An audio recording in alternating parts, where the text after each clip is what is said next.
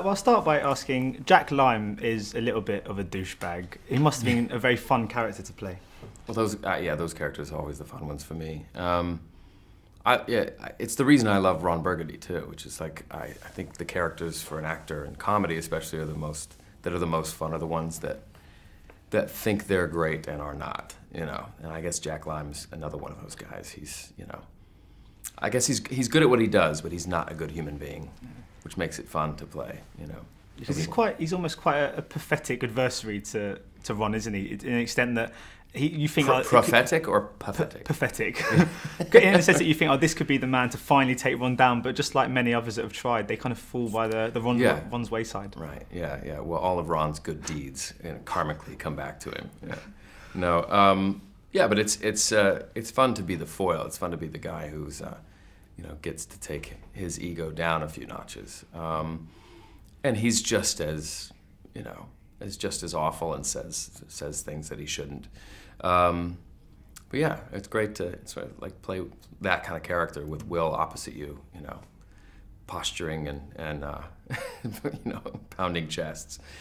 But yeah, I guess in comedy, I think the characters that I respond to the most are the ones that are sort of misguided, you know, the ones that think they're the greatest and are not, which is, I think, one of the reasons why Ron Burgundy has been he's become such a cultural icon. People love to see him, you know, say these ridiculous, you know, these very quotable quotes and see him fall on his face.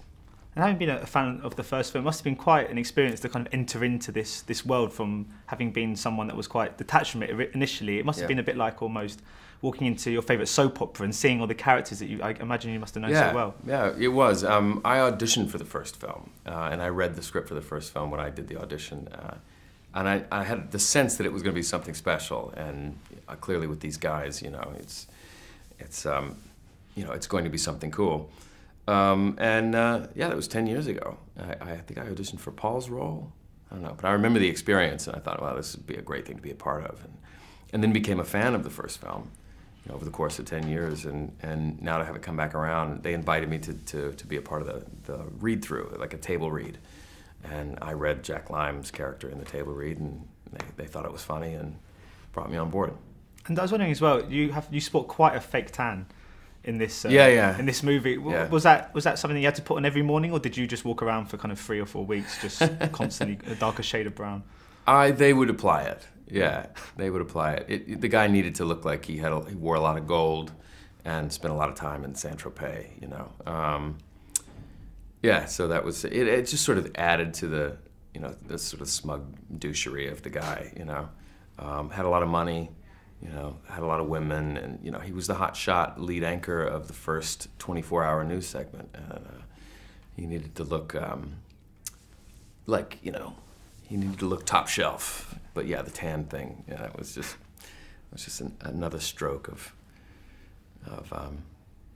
I don't know what you would call it. I guess if you're playing a bad guy, your mind goes like, how could we make him worse, you know? And so I don't know. It helped with the suits too, wearing those great suits. And I was wondering as well, apparently when Adam and Will first started writing this, they were contemplating making this a musical. And I was wondering if that was the case, what do you think Jack Lime's kind of song would be? What song would most kind of epitomise his character?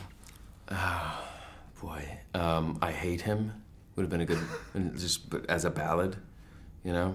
So it's sort of an attack on Burgundy, but also a love song to him at the same time. Because I think as much as you know, there is that competitive dissonance between Ron and I, there is a respect and a love for one another. So I think that would have been a nice song to sing. Sort of a quiet ballad in a corner, watching him, you know, take over at the network, and a song called I Hate Him. It would have been good.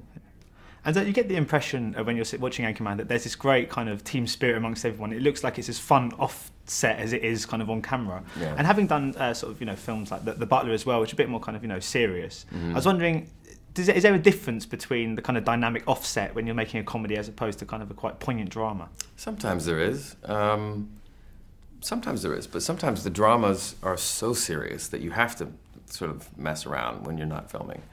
But that said, you know, if it's a very sensitive or delicate scene in a dramatic film, nobody's goofing around too much. But you know, the comedies, the same thing. Like the comedies I've worked on, everyone takes it very seriously. You know, that doesn't mean you don't have a good time, but they, you know, it is a real science and it is a real art. You know, you can't just, you know, the old, you know, people say that the more fun you have on set, the more like everyone's cracking up and laughing at the jokes on set, the less funny the movie will be. And the comedies where they actually sit down and like take it very seriously, and you know, maybe not everybody's having the greatest time, those end up being like the really inspired comedies. That said, I think this one is its own own thing. I mean, there was laughing and busting up, and it was a very friendly atmosphere. It felt like a bunch of you and your buddies getting together with a camcorder and filming this movie about these ridiculous characters. That was the tone on set, you know. And then you look beyond that, you realize it's a huge budget, giant Paramount movie. But that's what it felt like. It was like we can fool around, and we can take our ideas and run with it. And if it doesn't work, it doesn't matter. You know, there's no performance anxiety. It was all like a bunch of funny people, you know, inspiring each other to be funny. So my final question, I was just wondering, this isn't the last time you kind of entered into the world of news anchoring, because you've got Walk of Shame too as well, is that right? Oh yeah, I don't play an anchor in that movie, but Elizabeth does. So what can we expect from that one? We're quite looking forward to seeing that next year. Oh, that's a cool, really fun script. It's a romantic comedy that I did with Elizabeth Banks, and she plays she plays a news anchor who gets caught up in some bad stuff and has to make her way back to the studio. And I'm a guy that she sort of meets the night before, and I kind of help her through her journey. But yeah, really fun to work with Elizabeth. That we did a movie together years ago, and it was a drama. And we, you know, over the years we kept talking about finding a comedy to do together. So this was the one. Yeah. Brilliant. Well, thank you so much for your time today. Much appreciated. Cool. Thank you.